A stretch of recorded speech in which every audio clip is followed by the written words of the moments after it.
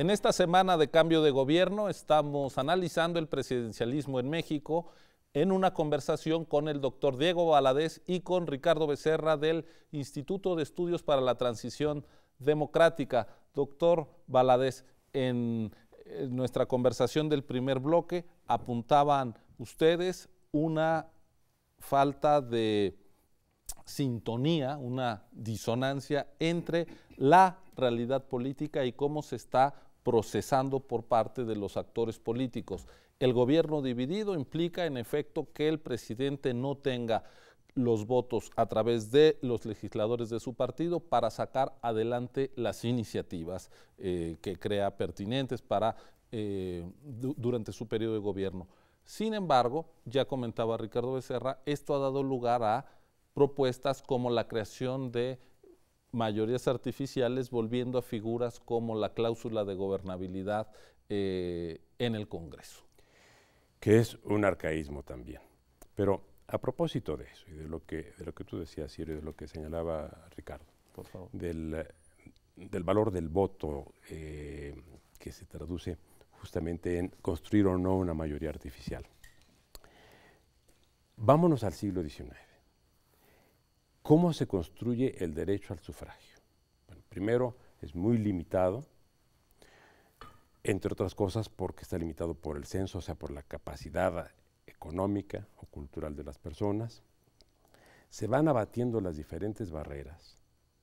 Esto lleva más de un siglo, o sea, desde que se estableció que solo se podía votar si se tenía una determinada renta, hasta que el sufragio se volvió universal e incluyó a la mujer. Pasó mucho tiempo. ¿Qué se tuvo en cuenta entre tanto? Una recomendación muy cínica en el siglo XIX de Bismarck, que dijo, vamos a perder la guerra en cuanto a que los sufragistas van a seguir avanzando. Vamos a tener que dejar que voten todos, los ricos y los pobres, los jóvenes y los viejos. Él no dijo las mujeres y los hombres, pero eso también ocurrió después. Y dijo, la clave para que los electores no ganen demasiado es que restringamos las funciones o las facultades de los parlamentos. Y esa tesis bismarckiana de los años 70 del siglo XIX sigue vigente en México. O sea, todos tenemos derecho a votar. Votamos por diferentes partidos, integramos el Congreso con diferentes corrientes ideológicas y doctrinarias. Sí, pero el Congreso está maniatado. El Congreso no tiene ninguna intervención en la definición de los programas de gobierno. Entonces nuestros voceros, los representantes de la nación, le hablan al vacío. Sus palabras no tienen ninguna repercusión. Cuando aprueban los puntos de acuerdo que tienen justamente como objetivo invitar al gobierno a que tome decisiones, el gobierno ni siquiera se toma las molestias de leerlas. No este gobierno, todos los gobiernos. Eso es lo que tenemos que cambiar para que el gobierno no sea un gobierno dividido. El problema del gobierno dividido también lo vio muy claramente en Estados Unidos desde el siglo XIX también. Woodrow Wilson, por ejemplo, en 1879 publicó un libro que se llama El gobierno de gabinete en los Estados Unidos de América. Y dijo, este sistema que tenemos no nos va a servir. Y lo estamos viendo, también los americanos están entrampados en problemas muy serios. Y hacia allá vamos nosotros, claro. O de allá venimos nosotros más bien. Sí. Dice el doctor Valadez, Ricardo Becerra, que esta,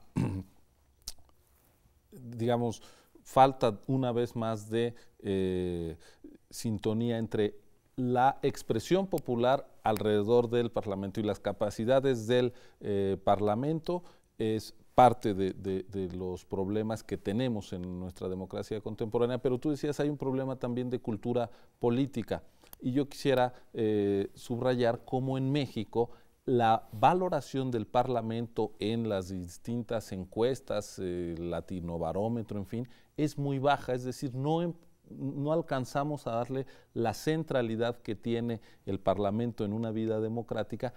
Apoyamos la democracia, pero no al Parlamento, paradójicamente, y entonces en este nuevo ambiente, medio ambiente, usando de nuevo tu metáfora, hay iniciativas para debilitar al Parlamento aún más o para restringir la pluralidad que en él se expresa. Sí, pero es una puerta falsa, ¿no? Es una puerta falsa porque a menos que tiremos a los priistas al mar, o tiremos a los panistas al mar, o tiremos a los perredistas al mar, tenemos que hacernos cargo de esa pluralidad. O sea, son realidades más que tangibles, nada más saliendo del estudio, o incluso aquí en el estudio, ¿no? Hay esas fuerzas, tanto PRI, PAN como PRD, y las otras pequeñas que forman un archipiélago también en el Parlamento, son auténticas, tienen un arraigo, y es muy difícil borrarlas del mapa. La labor de la política, en mi opinión, es pues cómo conjugar y cómo hacer que esa diversidad tenga un cauce más o menos productivo y menos aburrido de los 15 años que han pasado, en donde el Parlamento en efecto parece o es hecho aparecer con mucha frecuencia como el principal obstructor, cuando la verdad el Parlamento nos ha salvado de varias reformas de muy peligroso contenido, por decirlo menos, pero esa es otra discusión. Pero, Adelante, pero hay Diego. una cosa, Ciro, con relación a esto. O sea, sí es, y coincido, Ricardo, es un problema cultural, pero tenemos un factor adicional que es muy preocupante. Hay una retórica de la intransigencia, que no digo que sea unilateral, o sea, no es solamente del gobierno en contra del Parlamento o del Congreso, también del Congreso y de los partidos en contra del gobierno, justamente porque no hay los incentivos para colaborar.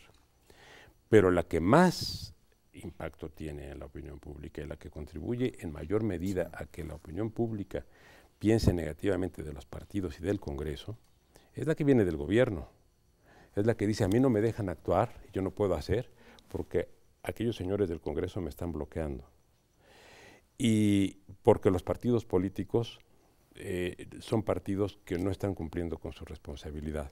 Ahora, en ninguna parte del mundo, los partidos que están en oposición tienen la obligación de colaborar para que los programas que los gobiernos hagan de manera unilateral sean los que rijan. Yo me acuerdo, por ejemplo, que el gran debate que tuvo el gobierno del presidente Fox con la Cámara de Diputados en materia de presupuesto llegó a centrarse a que en un momento el secretario de Hacienda y el propio presidente de la República dijeron es que el Congreso no está cumpliendo con los términos del Plan Nacional de Desarrollo. Bueno, el Plan Nacional de Desarrollo era un instrumento elaborado por la Secretaría de Hacienda de un gobierno minoritario y se implicaba que la Cámara de Diputados debía plegarse a la aplicación y al cumplimiento de los objetivos de un plan en cuya elaboración no había participado.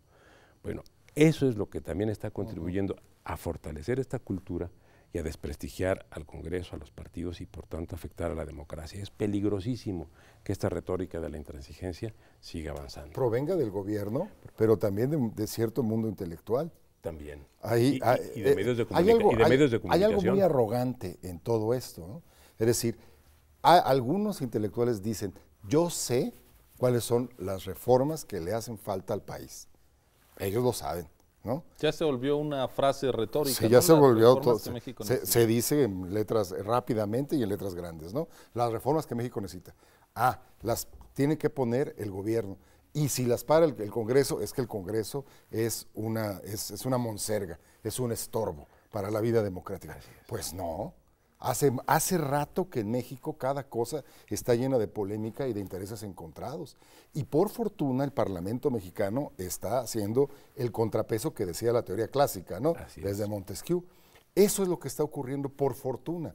Lo que nos está haciendo falta es dar una vuelta de tuerca para que el Congreso no solamente sea ese agente que interpela y dice, a ver, gobierno, espérate, déjame ver todas las aristas de tus reformas famosas, sino también que tenga los suficientes incentivos, como se dice ahora, para que pueda haber colaboración, un programa de gobierno que se refleje en decisiones de largo plazo, en mayorías legislativas, y yo digo también en carteras de gobierno, pero quizás aquí tengamos una discusión. Paradójicamente, el mayor avance de nuestro cambio político se ve reflejado en la expresión de la pluralidad política en el Congreso, y ahora hay quien dice que esta pluralidad política es un dique para el desarrollo económico y democrático de México. Quedémonos en esa paradoja y volvamos a analizarla con un poco más de tiempo. Sí. Esto es Observatorio en TV UNAM. Estamos analizando el presidencialismo mexicano en esta semana de cambio de gobierno. Quédese con nosotros, volvemos en unos segundos.